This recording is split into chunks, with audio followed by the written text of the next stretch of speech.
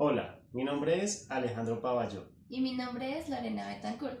Somos estudiantes del Espacio Académico Lenguaje y Semiótica de la Universidad Pedagógica Nacional, Y el día de hoy vamos a hablar acerca de dos semiólogos muy importantes que son Algirdas Yulin Reimas.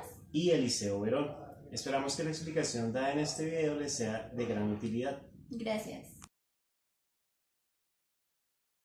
Bien, a continuación les voy a dar un background de la vida de Algirdas Yulin Reimas. Nació el 9 de marzo de 1917 en la ciudad de Tula, Lituania, y murió el 27 de febrero de 1992 en París, Francia. Durante toda su vida se destacó por su inteligencia y por sus importantes aportes a la ciencia de la semiología. Desde la escuela primaria, que tuvo que saltar 2 niveles a causa de su inteligencia. Después viajó a Francia, en donde obtuvo la licencia en letras. Volvió a su ciudad y luego en el año 1951 obtuvo la ciudadanía francesa.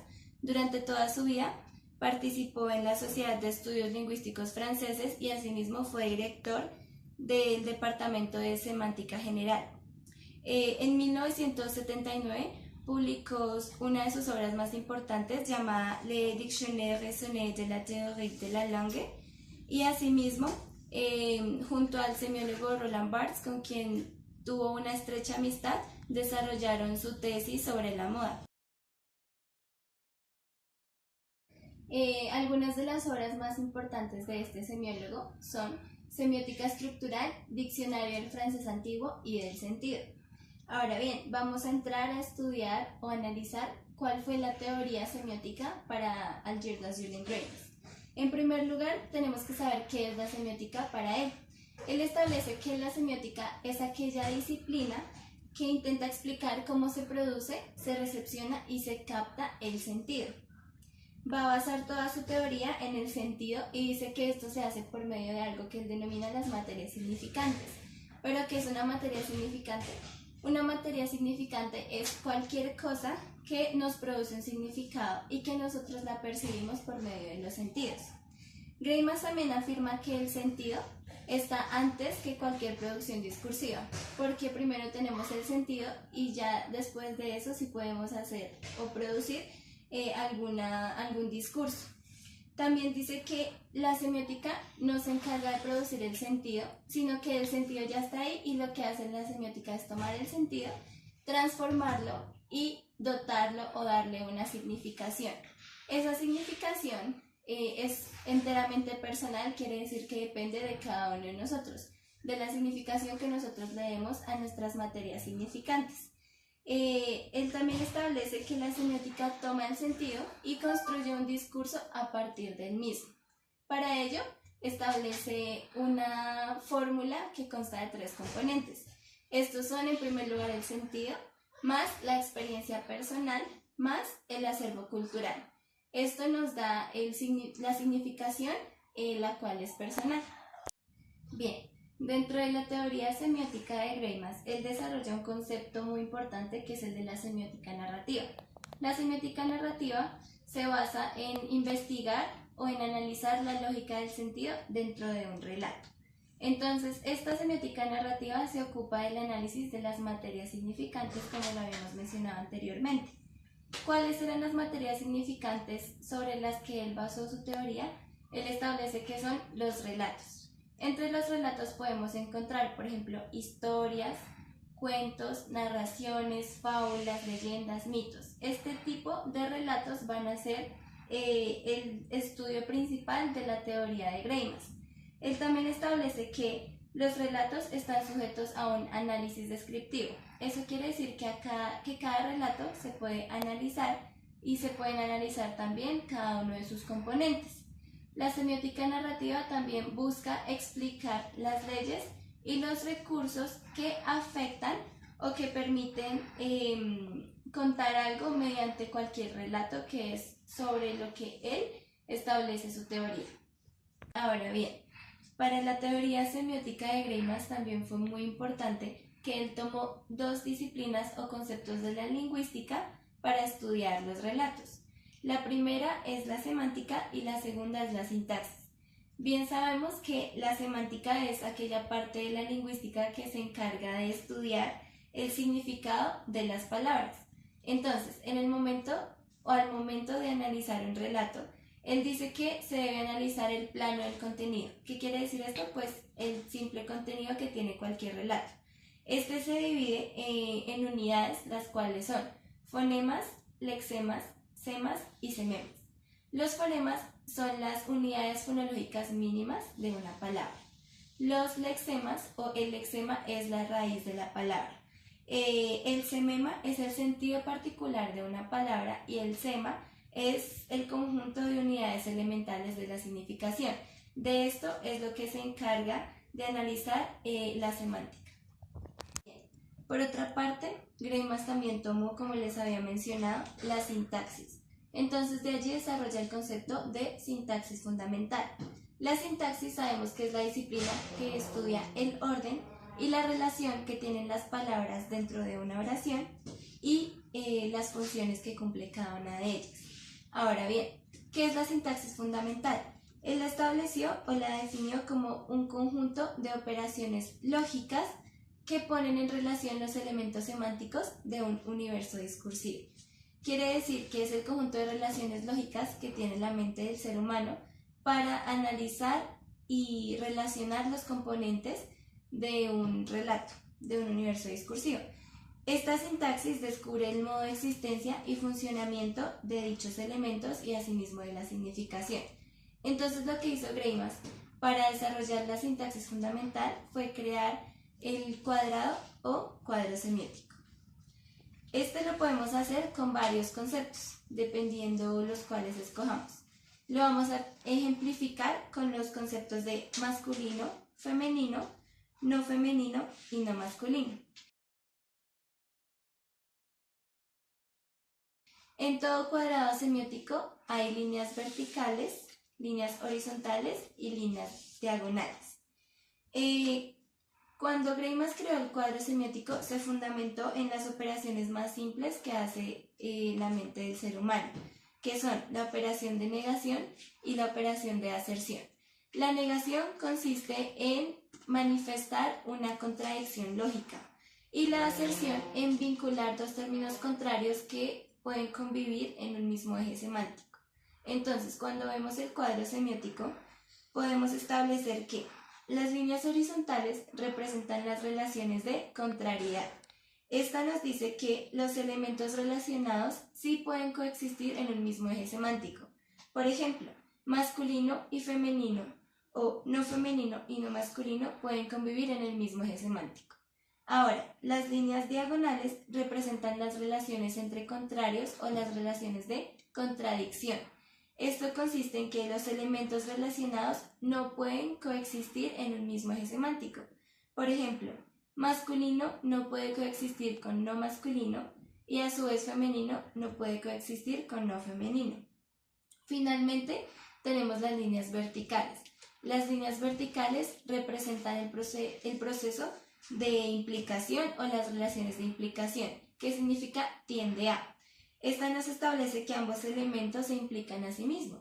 Por ejemplo, masculino implica a no femenino y viceversa, y asimismo femenino tiende a no masculino y viceversa. Este cuadro semiótico sirve para explicar visualmente la lógica de cualquier relato, de oposición o de acercamiento que hay entre los componentes semánticos de un universo discursivo. Finalmente, voy a hablarles acerca del modelo actancial, pero para comprender esto es necesario saber que lo que hizo Greimas fue coger los relatos y analizar ahora no solamente el relato, sino cada uno de los personajes que hay en un relato. Supongamos el ejemplo de la historia de Caperucita Roja. Entonces vamos a analizar el relato de Caperucita Roja. Cada uno de los personajes de este relato es lo que Greimas va a llamar actante. Entonces, la definición que él da de actante es lo que es su ser más lo que hace su hacer. ¿Qué quiere decir esto? Un actante es el personaje de cualquier relato y es la suma de su personalidad, es decir, de lo que es, más sus acciones, es decir, de su hacer. Para esto, lo analiza por medio del modelo actancial, como les había mencionado. en el que establece 6 tipos de actantes. Estos actantes son, en primer lugar, sujeto, objeto, en segundo lugar, destinador, destinatario y en tercer lugar, ayudante y oponente, que son los personajes o actantes que habitan en cualquier relato que encontremos. Entre la relación del sujeto y el objeto, la relación es una relación de deseo. Entre la del destinador y el destinatario es una relación de comunicación o mandato. Y entre la del ayudante y el oponente es una relación de poder. Según el modelo tradicional actancial, es necesario saber qué hace un personaje, saber cuáles son sus objetivos, cómo se relaciona con los demás personajes o actantes, etc., entre otras cosas importantes. Ahora les voy a explicar o ejemplificar por medio de Caperucita Roja.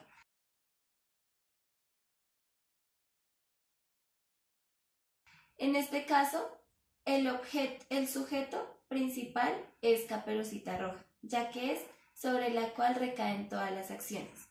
El objeto de Caperucita Roja es llegar a donde la abuela. ¿A qué? A llevar los pasteles. En este caso, el destinador sería la mamá de Caperucita, ya que le está dando el mandato a Caperucita de que lleve los pasteles a donde su abuela. Y su abuela sería el destinatario. Por otra parte, el ayudante en este relato sería el leñador, que es quien acompaña a Caperucita en el bosque, y el oponente sería el lobo, que es quien quiere impedir este cometido. Esto sería todo de los aportes principales de Algirdas Julen-Greimes. Gracias. Ya hablando acerca de Eliseo Verón, fue un filósofo y semiólogo argentino, nacido en Buenos Aires en 1935 y fallecido en esta misma ciudad en el año 2014. Realizó grandes aportes dentro de las ciencias de la comunicación y sus libros van desde temas como la antropología clásica, la semiótica, la filosofía, la sociología y la psicología, ¿sí?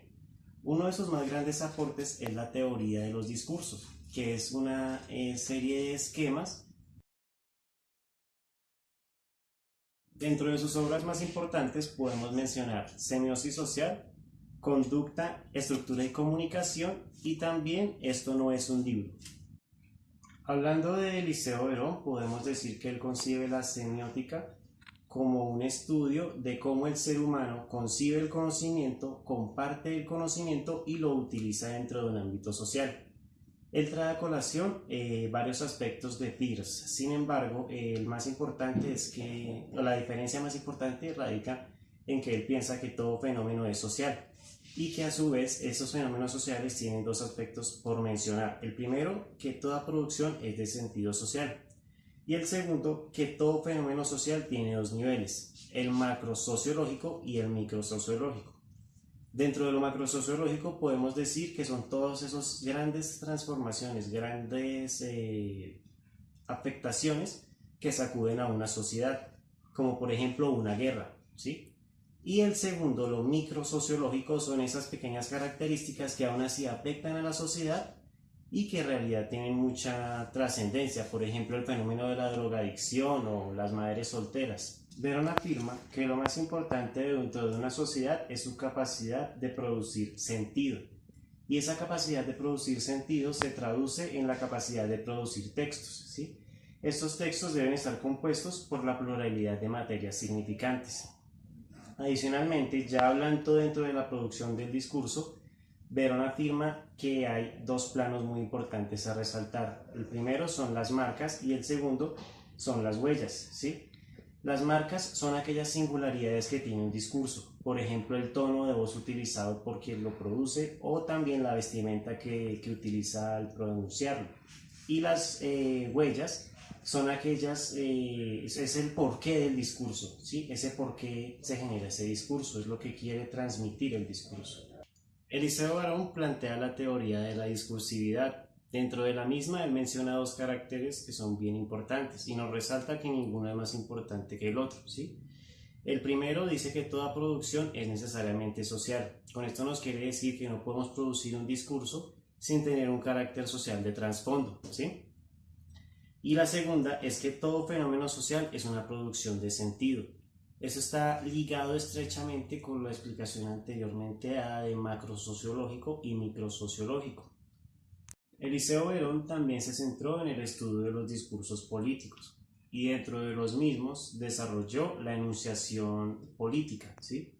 ¿Qué quiere decir esto? Que hay tres tipos de receptores dentro de un discurso. El primero es el receptor positivo. Este receptor comparte las ideas de la persona que está pronunciando el discurso, ¿sí? Por así decirlo, lo apoya. El segundo receptor que existe es el receptor negativo, que es el que se encuentra completamente en desacuerdo con las ideas que pronuncia la persona, ¿sí? Que está produciendo el discurso. Y por último resalta el receptor indeciso.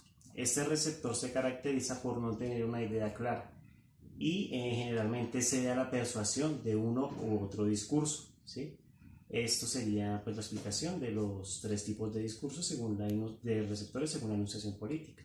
Para Eliseo Verón, todo discurso pasa por un proceso de circulación en el cual se encuentra con dos tipos de gramática. Estos tipos de gramática son las reglas de producción de cada discurso. Él nos menciona que pues, la primera es la de la gramática de producción, que son ese tipo de reconocimientos que nos enlazan discursos que hemos escuchado en el pasado con los discursos que escuchamos en el presente. Y la siguiente es la gramática de reconocimiento, que es el efecto que nos genera un discurso que estamos escuchando en el momento presente, ¿sí?